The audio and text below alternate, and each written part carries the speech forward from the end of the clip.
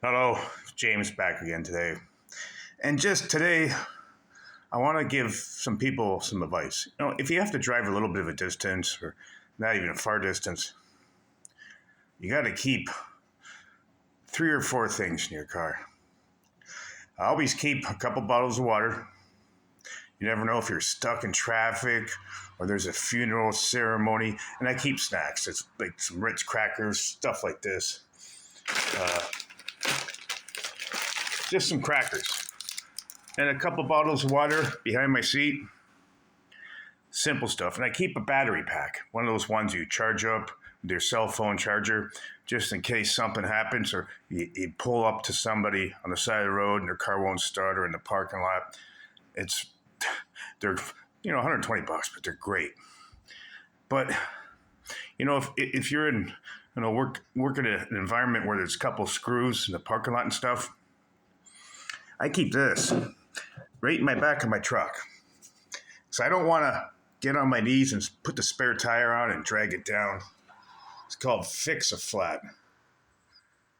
Not much. It's like 12 bucks. And it'll fill your tire up with that fucking can and seal the flat until you can get it repaired, at a tire shop. It'll get you home enough. It's got enough pressure in it to fill up a tire. And as it's moving, it fills the tire up. And it works. So I use it on my riding lawnmower. Fuck, the tire don't leak and it works out a nail in it from the roofing company. But yeah, that's the things you should have in your car. Simple as that. There's probably a couple other things I could think of, but the basics. And I'd say have some form of defensive weapon.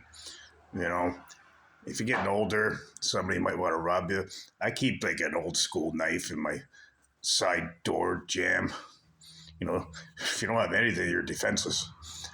Especially like me. I'm a little older and I'm no Bruce Lee now. But anyways, yeah. If you own a car, especially if your wife's driving it, my wife drives and I bought her a can of bear spray. I'm like, keep the bear spray in your car unless you're crossing the border, because then they might say something. But you never know. I don't think she'd be too good with the knife. So I bought her a can of bear spray. And that'll work. I got a fire extinguisher and a knife. If somebody wants to attack me, I got a little bit of a plan. Not a lot. I don't carry a gun or nothing. They don't let you do that in Canada in your car. But anyways, just my advice from James today on what to have in your car. James out.